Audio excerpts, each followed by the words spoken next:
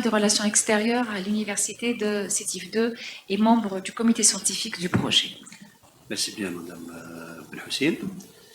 Le meilleur, je ne sais pas. Parce que apparemment, c'est bien dit de parler du meilleur. De toute façon, le lexique qui est là, on parle de qualité, on parle d'excellence. Madame Belhoussine ajoute le mot meilleur. Qu'est-ce qui va se passer? Donc, quel gâteau allons-nous prendre? D'accord. C'est pas interdit de rêver. Hein. De toute façon, au contraire, c'est permis. Merci bien. Donc, bonjour à toutes et à tous, chers collègues qui sont ici présents et ceux qui sont en ligne. Je tiens tout d'abord à remercier l'Université de Béjaïa, à leur tête, monsieur le recteur, madame Belhoussine, le vice-recteur, et toute l'équipe, Saïd, Athman, Aïdat, et tous les gens qui veillent au grain pour la bonne organisation de cette manifestation. Donc, merci pour l'organisation, merci aussi pour l'accueil, parce que ce sont deux éléments qu'on oublie souvent et qui sont les éléments essentiels pour la réussite d'une manifestation. Après les présentations que je trouve personnellement bénéfiques, au sujet de la stratégie numérique, au sujet des projets Erasmus, au sujet de notre projet qui s'appelle Digitac. Peut-être qu'il y a aussi autre chose à rajouter à travers l'exemple que nous venions de donner M. Haïdet et M. Bey au sujet de cette plateforme. C'est un exemple très intéressant. Et ce que nous a donné Mme Zerman au sujet de la formation, eh bien, apparemment, nous avons pas mal d'informations au sujet de notre projet. Il reste quelque chose qui s'appelle après le projet. Et cette chose qui existe après le projet, on l'a appelé centre d'excellence. Je ne sais pas si... c'est bon, très bien. Donc, ce sera une perspective, le centre d'excellence Digitac. Vous allez me dire... l'expression exacte est en anglais, Excellence Center of Quality. Moi, j'aime bien ces mots-là. Il y a de la qualité. Notre projet, au niveau du proposal, nous avons inscrit ça dans le D2.5, on l'a inscrit comme un livrable. C'est-à-dire, finalement, la Commission européenne, lors de l'évaluation, va dire quels sont les résultats de ce projet. Deux choses. Où est la plateforme? Où est le centre d'excellence? Ce sont les deux éléments sur lesquels nous serons évalués. Sera évalué notre projet. Donc, à titre d'information, on va justement connaître c'est quoi ce centre d'excellence. C'est un livrable qui est attendu, mais aussi coordonné par le ministère de l'Enseignement supérieur et de la Recherche scientifique. Et depuis le début, depuis 2022 plus exactement, avec notre collègue M. Belarbi, il y avait déjà une première étape concernant cet appui du ministère. Alors, qu'est-ce qu'un centre d'excellence?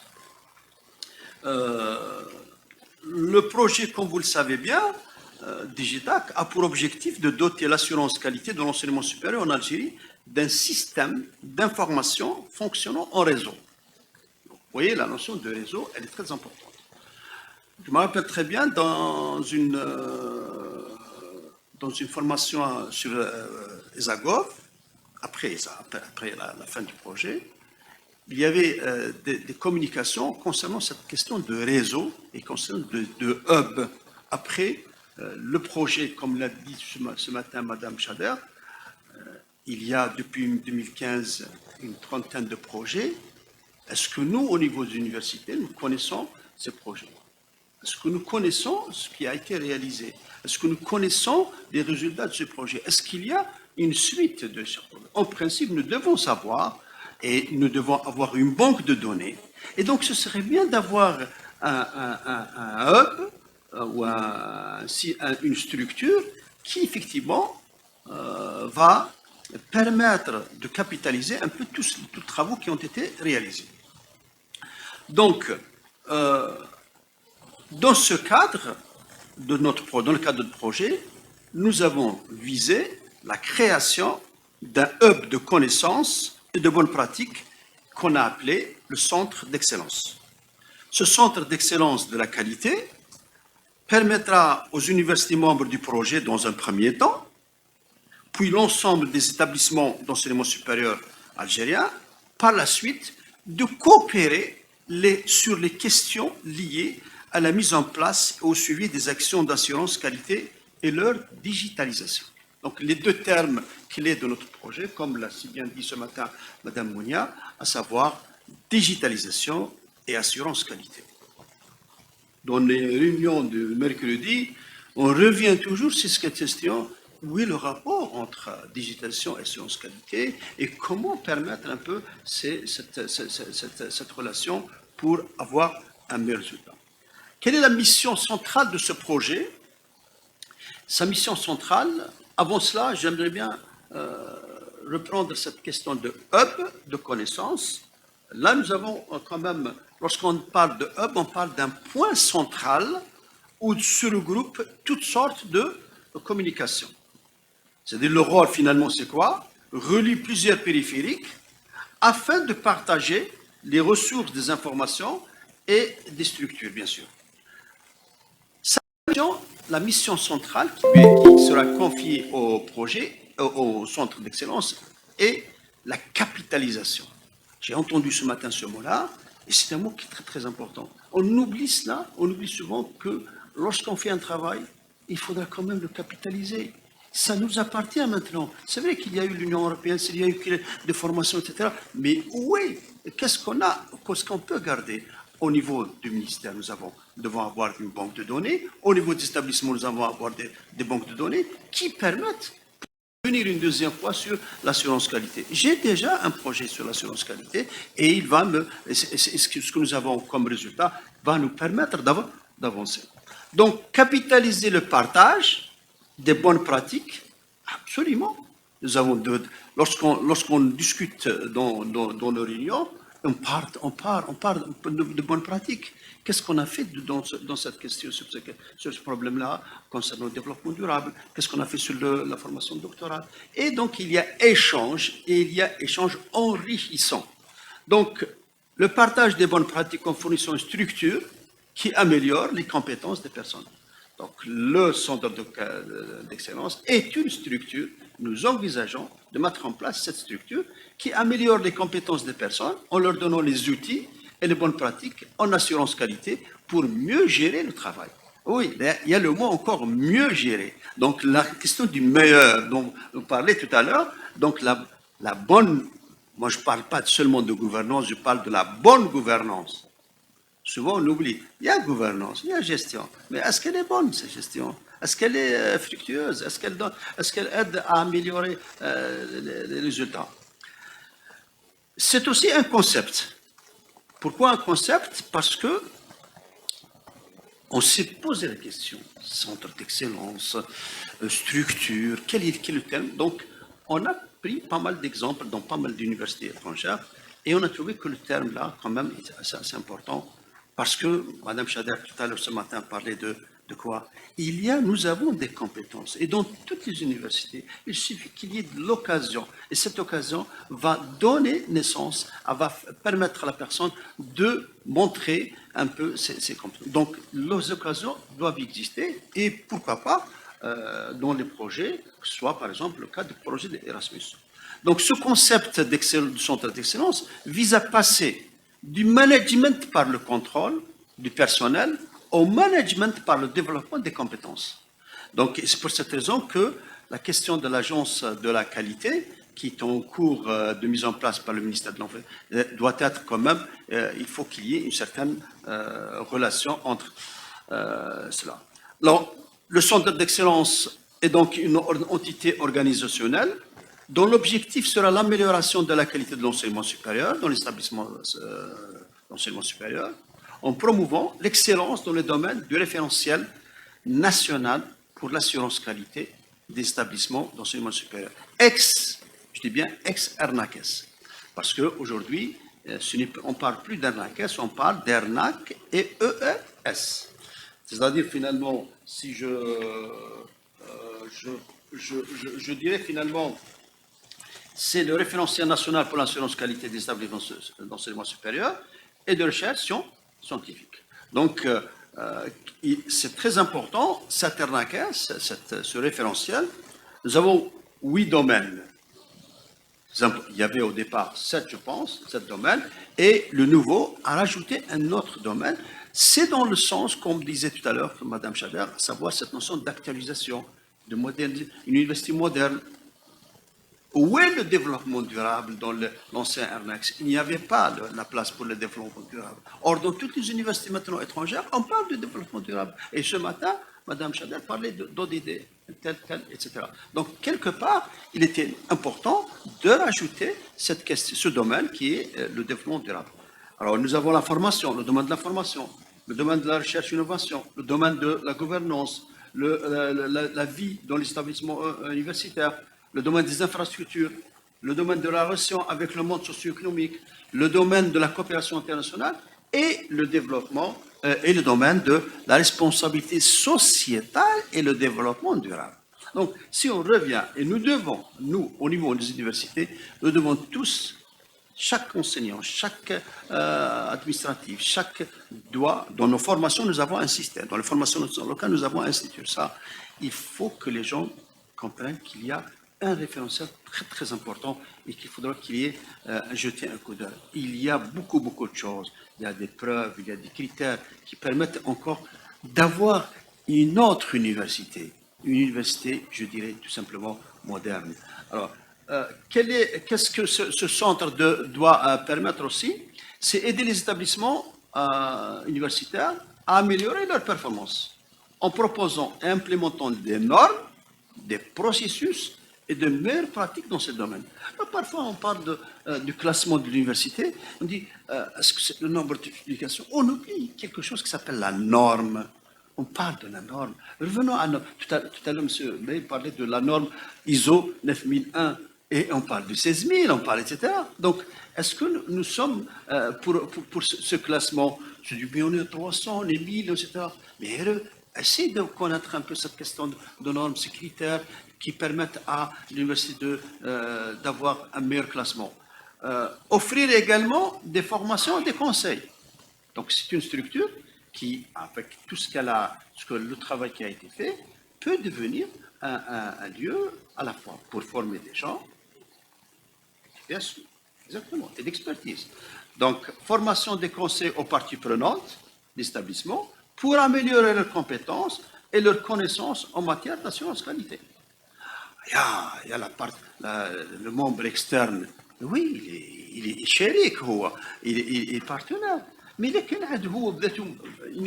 ne maîtrise pas, il est loin des choses. Donc, comment voulez-vous qu'il puisse devenir un membre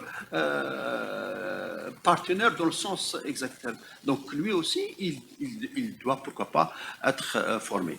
Alors, permettre la poursuite du développement dans un monde collaboratif, c'est important, parce qu'il y a un esprit de collaboration qui a été mis en place lorsqu'on parle de partenaires. 8 universités, Mascara, et donc, pour se mettre d'accord, on a eu, Mme Zermain parlait tout à l'heure, des réunions chaque semaine, chaque mercredi, mobilisées de 11h à 14h. On était mobilisés, c'est vrai, mais on a quand même, dès le départ, les vues n'étaient pas concordantes, mais avec le temps, on a le même langage. Donc, quelque part, c'est très important, cette approche si vous voulez, participative d'une part, mais aussi de collaboration et d'entente. C'est aussi un observatoire des indicateurs de performance. Le réseau digital des universités algériennes, centre d'excellence, sera peut-être, c'est ce que nous souhaitons, un réseau digital des universités algériennes, un lieu aussi de certification des formations. Et, comme disait Mme Chader, dans le centre d'expertise. Donc, cela est possible, bien sûr, avec lorsqu'on dit, il y a quand même, il y a quelque chose, aujourd'hui, un capital à partir de projet digital. Nous avons déjà un premier réseau, les 8 universités. plus les 3 universités, les 4 universités européennes. Qu'est-ce qu'il y a comme avantage? Qu'est-ce qu'il y a comme capacité? Il y a la capacité de proposer des formations en assurance qualité. Il y a eu une formation premier niveau, il y a une formation locale. Il y a eu donc des gens qui ont été formés et qui ont accepté de devenir formateurs. Il y a une maîtrise technique, ingénieurs, les techniciens en informatique, des outils qui sont utilisés.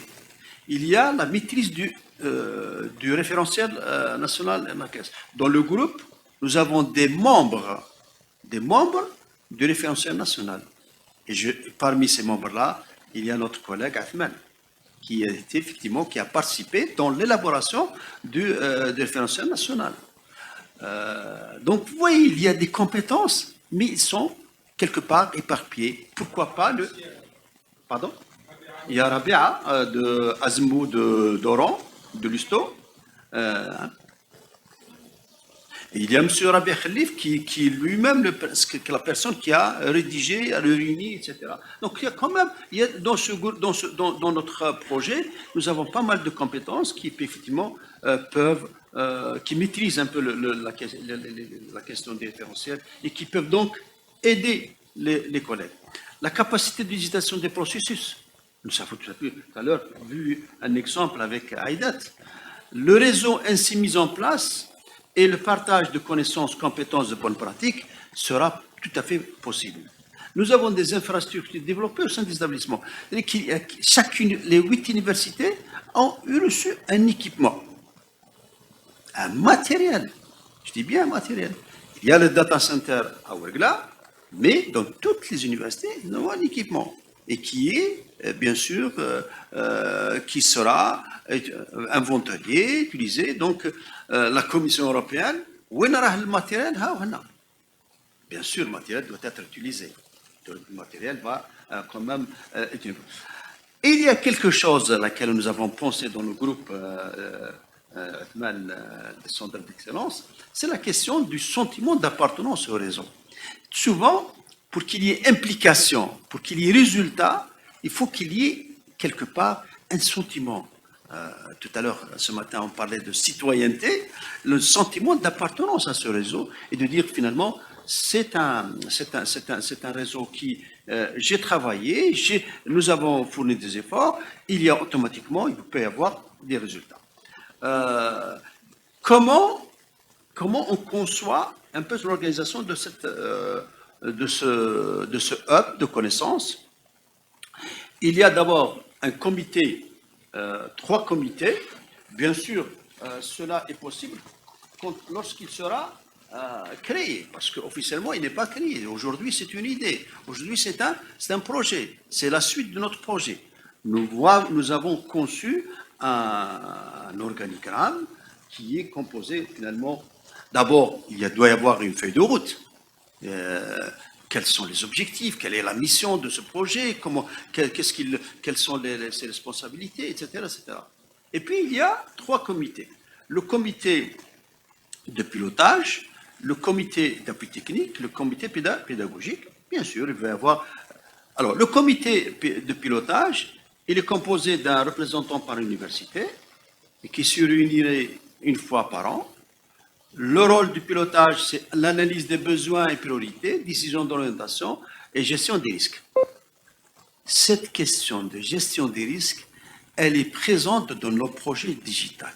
Dans toutes nos séances, nous avons, à chaque fois, nous sommes revenus sur le risque.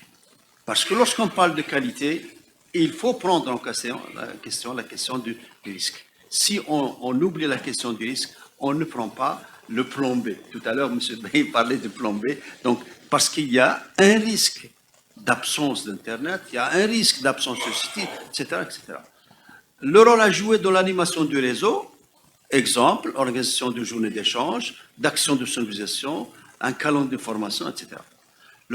dans la démarche officielle de certification de formation. Parce que là, c'est la question la plus importante qui est toujours au niveau de la réflexion. La question de la certification, elle est toujours discutée au niveau du groupe.